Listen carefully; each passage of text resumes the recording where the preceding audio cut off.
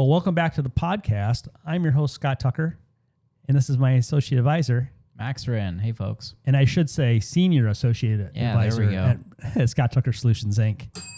Well, welcome back to the podcast. Happy Monday. Happy Monday. Of course, you may not be listening to this or watching this on a Monday. I should say this podcast, of course, is audio form on Apple Podcasts, Spotify, iHeart, I think, whatever else I'm not thinking of. I think Amazon Music. But if you want to see the podcast, and I'm not sure if you do, if you want to see the podcast, it's at tuckeryoutube.com. Again, that's tuckeryoutube.com. And you can see our AI robots change the cameras, right, Max? Yeah, that's the cool part. Yeah, they're like voice activated. Yeah, 21st century. Yeah, Max, your camera's a little crooked. You got to fix your little camera there. Yeah, I a little didn't do bit. anything. I know, it's not your fault. I think Amy did it during the radio show. You think about that? So we're on the radio here in Chicago. That's good. On Sunday mornings. Much better. Sunday mornings on WIND in Chicago every Sunday morning from 7 to 9 a.m. Central Time. So we have our podcast. Of course, Max, as everyone knows, it is podcast episode 84. 84. We're getting up there. Oh, yeah. And I don't know what that is in dog years. But Lisa in Lincoln Park, of course, on Chicago's north side. So those of you who are in Chicago know where Lincoln Park is, just north of downtown. Large Lincoln Park there. Max, do you know? Now, Max, you've lived in Chicago for quite a while. Yeah, I lived in Lincoln Park too. Yeah. So. Now, when I first moved to Chicago, I lived at Clark and Fullerton. Yeah. And but Max, here's a little Chicago history trivia. Oh boy. Do you know how Lincoln Park was formed? What did it used to be? I don't know. Dead air is bad for podcasts, Max. I think I probably knew at one point, but it's gone. It's way out there. So after the Chicago fire, they plowed all the burnt down buildings and stuff. They plowed it into kind of that marshy. It was a marshy area. Mm-hmm.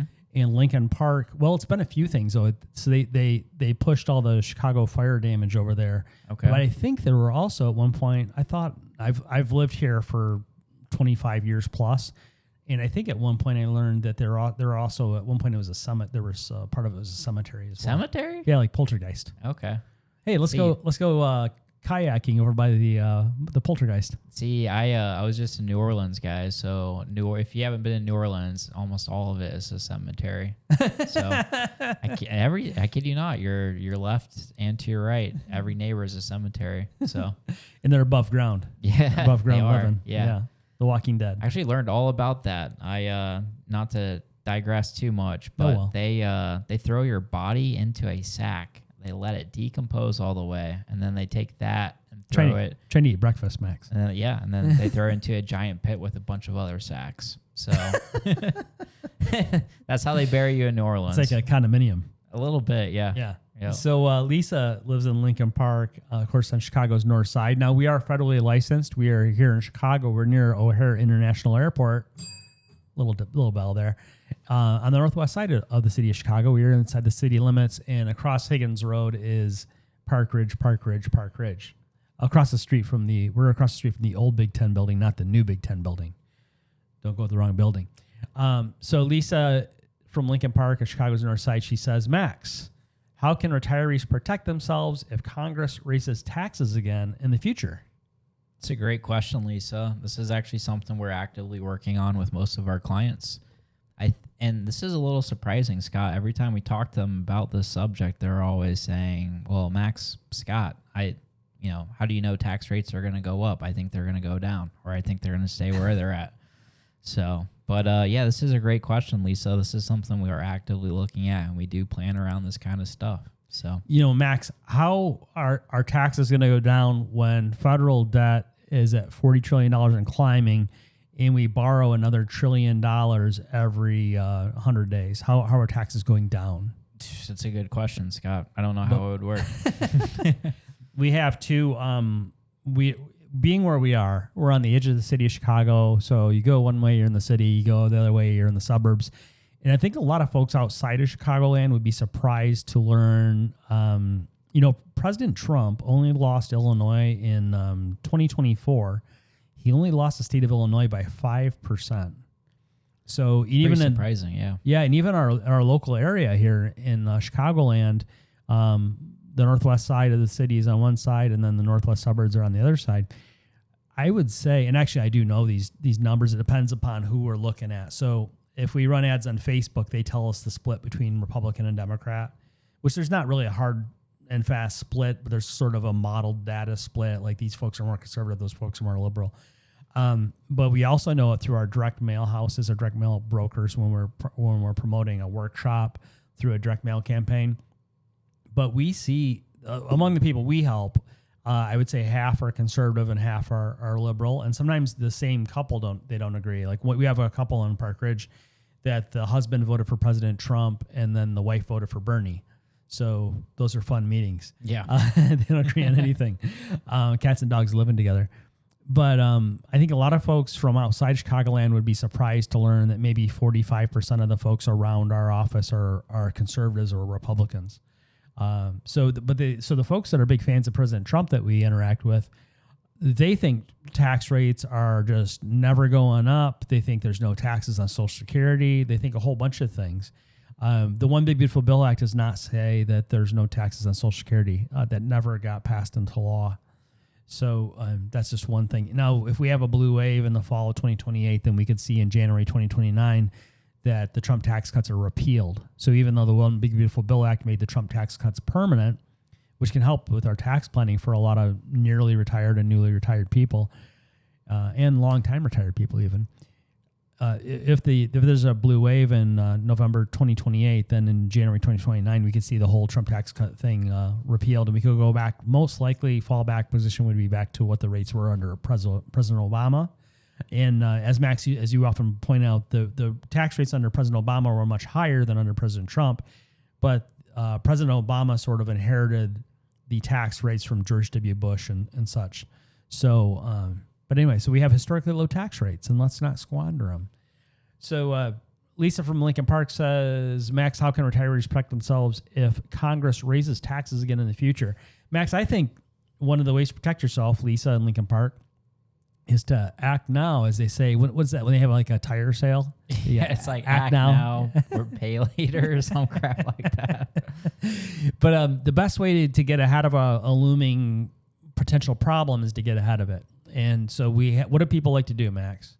Oh, people love putting stuff off. But procrastinate. Yeah, procrastinating. Good $5 word, procrastinate. So people love to put stuff off. And so the problem with that, of course, is you snooze through the opportunity zone, So we're kind of in an opportunity zone. We haven't seen federal income tax rates like this since the Reagan administration. And we've had them for a number of years now, Max. So we've had since 2018, we've had the Trump tax cuts. So we've had the Trump tax cuts for 8 years. Yep. Max, how many people do we meet with every week that have done nothing about this for 8 years? I think about 99.99% haven't done a single thing.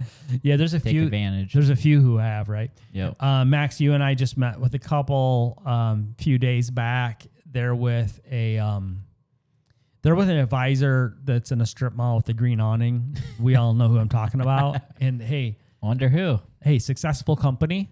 It is a bit of a mothership, though, and they do tell their advisors what they can and can't talk about. And actually, the advisor they're with, terrific credentials. She's a CFP, all that good stuff. Yep.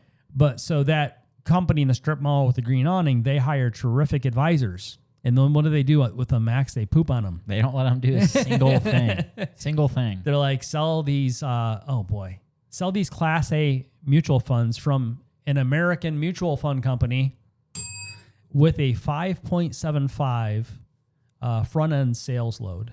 See, that the thing that kills me about it is folks has a 5% front end load, like Scott said. 5.75. 5.75, but then the back end, the reoccurring fee you're paying every year, I think it's something like 1.2, 1.5. I would say I was going to be a little bit kinder and say 1%. Yeah, it's still 1% north. Well, yeah, so there's an expense. There might be a back end expense ratio of maybe 1%. So imagine this. If you were to say, hey, now we're not licensed as stockbrokers, so we don't do this, we wouldn't do this, we can't do this, okay? If I came to Max, I said, hey, Max, $100, burning a hole in my pocket, I want you to invest it in an American mutual fund company. You say, great. So let me write you a receipt here, Scott. So you gave me $100. You now have $94.25 in this American mutual fund company. Yep. I'm like, Max, what happened to the $5.75? Well, that's my company's, let's say, fee for service. So it's a good way of putting it. Yeah, so it's a front end sales load that goes to the mutual fund company and comes back around to the mothership with the green awning, and then in turn back to that advisor that sold that Class A mutual fund. So if you ever look on your statements and it says Class A mutual fund, Class A doesn't mean like first class. Class A means way overpriced. Front-end sales load, it means you have a stockbroker, not an investment advisor. And then if you look at the expense ratio, maybe 1% per year. It could be higher, like Max was saying. Yeah.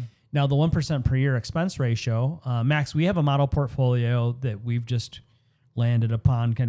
We're always tinkering, figuring out how can we get the expense ratios down. Yep. So through our registered investment advisor, there's a model portfolio that we're really fond of. We think it's really the cat's meow. That's a clean way of saying that. And because I've heard other terms. So we think it's really fantastic.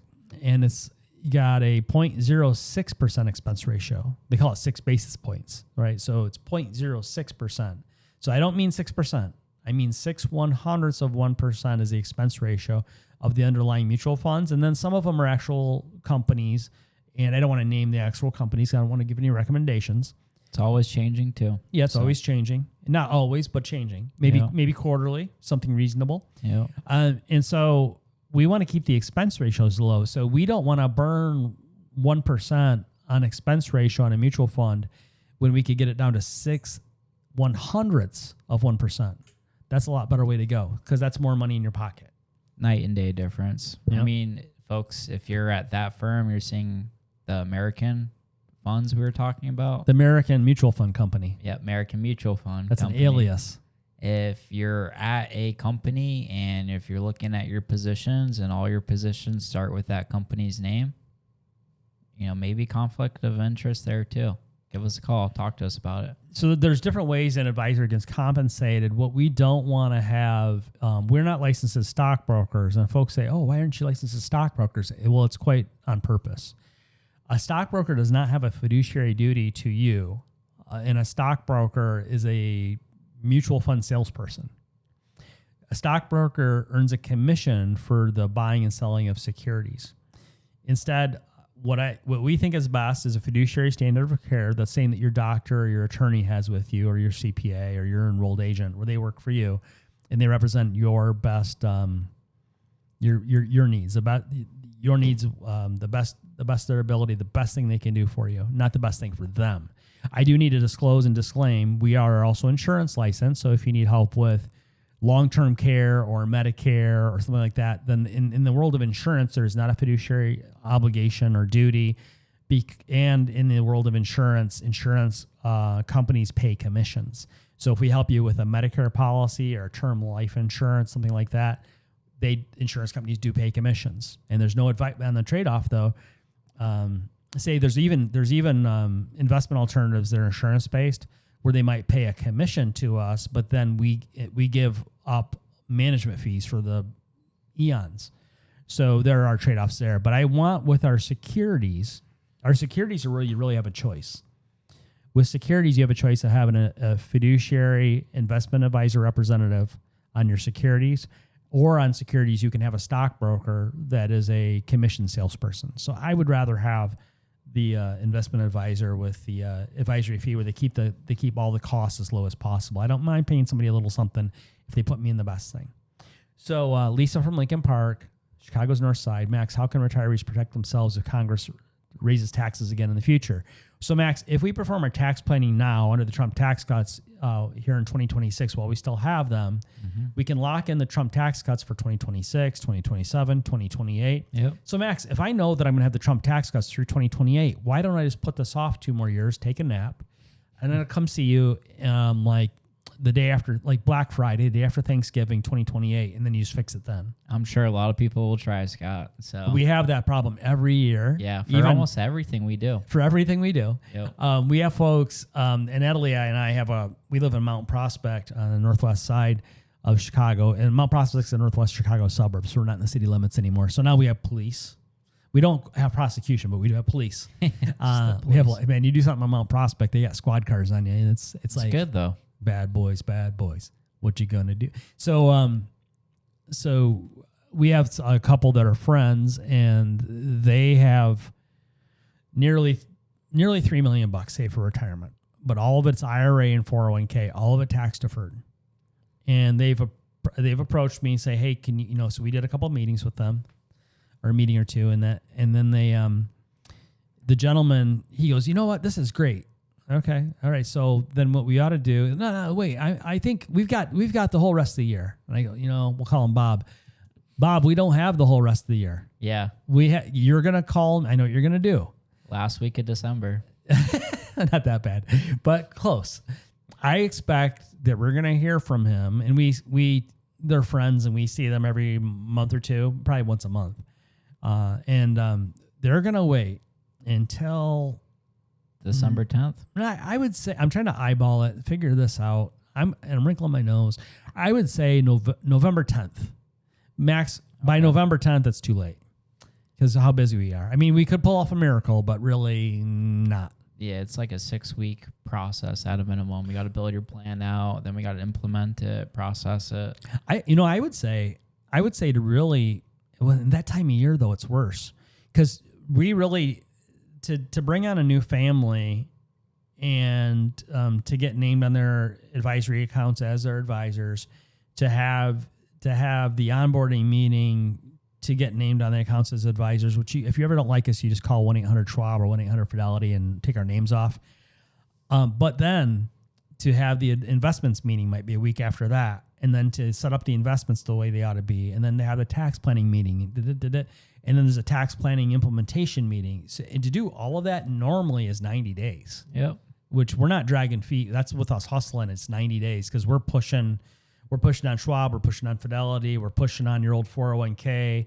Oh, we need something notarized. Oh, we got to FedEx something to El Paso, New York City. So this old El Paso, was that old El Paso salsa? So what happened, folks? At TuckerYouTube.com, you can see that my microphone just fell off the stand. This happens once in a while. So I'm just going to, the remainder of this podcast, I'm just going to hold on the microphone at TuckerYouTube.com. You can watch it. Nice.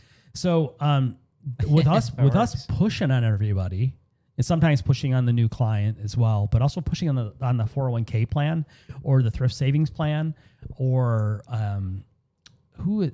Empower. Empower is a custodian or plan provider for a 401k for a big bank here in Chicago. Yep. Empower is not fast. I'll just say that. I don't have a problem with them overall, other than they're a little difficult, not real fast. For us to hoof it and hustle, it is going to take 90 days. Now you throw in there Thanksgiving, Christmas, and New Year's. Yeah. Plus end of the tax year. Max, what are a couple of things that come to mind the end of the tax year that we need to be concerned about as far as these custodians, like the Schwabs, the Fidelities, what happens at the end of the tax year? Well, I mean, when we're talking about the custodian specifically, you got a lot of people taking time off. You have everyone submitting the request at the same time. It just creates this giant cluster headache. I didn't think of that. Terrible. So I forgot that part. So everybody that's an employee at Schwab and Fidelity, they want to take time off for Thanksgiving and for Old Saint Nick. And they should. And they want to get schnockered at New Year's. They should, they should be. They should be schnockered at New Year's. So. They want to take off time for Thanksgiving, which oftentimes includes like a week of travel and seeing the family out in Idaho. They want it wherever their family is, or the in-laws or the outlaws. Then they also want to see Old Saint Nick. They also want to get schnockered for New Year's, or think about a trip to Hawaii, or at least to the Wisconsin Dells. They have the indoor water park. Or Max, they have their unused time off. Yep. And they want to use all that in November and December. Then the other thing that happens at Schwab, Fidelity, and all the rest of these, once Labor Day hits, I tell you what, you got to be in the boat by like Labor Day, because we're looking at that September, October, November, December. That's about, you'd say, that's 120 days. Yeah, but it's not in the fall. I mean, most of these custodians give us a deadline of December 10th or so to submit your requests. And there's been times where we submitted them December 12th and they don't get processed in time. Yeah, they don't get processed in the same calendar year. It's kind of like these folks that, it's funny we're talking about this. We get a rant about it for a little bit. But it's like these people that come to us with a tax question on April 14th or April 15th. Oh, yeah. and they want us to answer at that moment. Yeah. The answer is file an extension. Yeah, file an extension. So what else happens at the end of the tax year, though? Once we get past Labor Day, it's the mad dash for the required minimum distribution, RMD. And so that gums up the works at Schwab, Fidelity, and the rest. The other thing that happens is everybody wants to do a Roth conversion before the end of the tax year, too. Yep. So he who hesitates is lost. So Lisa, really the thing to do, get on our phone calendar for free right now at tuckerretirement.com. Now it's down below in the description. You can click on the link that says tuckerretirement.com. You'll see our phone calendar. You can do it from your smartphone right now. You could do it from an iPad. You could do it on a MacBook, on a PC. You cannot do it on a typewriter. Not yet. Maybe in the future. But the way to get ahead of this with federal income tax rates, if you perform things like Roth conversions, not specific advice, your mileage may vary, and a Roth conversion can cause other taxation or higher Medicare premiums and things, but something to think about. We can discuss it with you, run your numbers, and make sure it's the right or wrong choice for you. Usually it's the right choice. Yeah, and just talking about that, folks, 90% plus it's going to be the right choice to do it. I think the biggest mistake we see is most people are doing zero kind of forward-looking tax planning. They're working mostly with what we are calling investment advisors who are helping them with their investments, and then they're not talking about Roth conversions or what have you. You know, for us to do a Roth conversion, we actually make less money from our clientele when we do that. Yeah, every time. It's not in our interest to do it for you. Well, that's why your advisor right now that you have right now is never talking to you about Roth conversions, or they're telling you that you ought to do a $20,000 Roth conversion, even though you have $2 million tax deferred. Yep. The couple that we just saw last week, Max, with the advisor with the green awning in the strip mall, their advisor is not giving them any tax advice because that company does not allow them to. Yeah. And we showed them in first 5 minutes we sat down with them, we showed them how we could potentially save them about $400,000 in unnecessary federal income tax. And then also their net worth, they're nearly $3 million net worth right now. They're going to be at $6 million in 10 years is what we think. The Illinois estate tax, we figured out on a bad day, we would potentially save them about $300,000 in unnecessary Illinois estate tax. And we'd also save them or their kids about $400,000 potentially in unnecessary federal income taxes. So that swing there is a swing of about $700,000 in unnecessary federal income taxes and Illinois estate taxes saved. That's just the taxes. It's not even the hidden fee part. And at the end of the meeting, the gentleman says, we can't pull the trigger. What we're going to do, we want to go talk to a bunch of CPAs, find somebody who can do this for us, and then we can stay with the advisor that we like, nice lady, at a successful company in the strip mall with the green awning. We want to go find a CPA to do the job that she doesn't do because her company won't let her. And I'm like, why would you do all that? And CPAs are great people, so are enrolled agents, but they are not financial planners. It's like it's a little bit like I'd say if I needed the work of a cardiologist and then I went back to my primary care physician, be like, hey, I met with this cardiologist. You think you're able to do what they're doing? How about that? No, you can't do that. Okay. They said I have a 70% blockage, Doc. What do you think? Can I get in here on Tuesday? Yeah, right. Yeah, something else. So, so Lisa in Lincoln Park, what you really want to do, if you make steps now for your tax planning, you perform steps now, they can't come back and tax it. You know, so we have folks who want to retire north of the Cheddar Curtain, as we call it. They want to retire up in Wisconsin. And so we want them to do their tax planning as an Illinois resident, pay the state of Illinois nothing, because Illinois doesn't tax things like IRA recharacterizations to 7702s or Roth conversions. Illinois doesn't tax the Roth conversions, for instance. There's a lot of different ways to reposition tax deferred to tax free, but Illinois doesn't tax those recharacterizations, or should say conversions. But if you go up to Wisconsin taxes IRAs as high as 7.65%. So I like Wisconsin, but if I had a whole bunch of money tax deferred, I'm sure not hustling up there to pay Wisconsin over 7% on my IRA. So get on our phone calendar down below, tuckerretirement.com. You can see our phone calendar, and we'll talk to you on the next episode.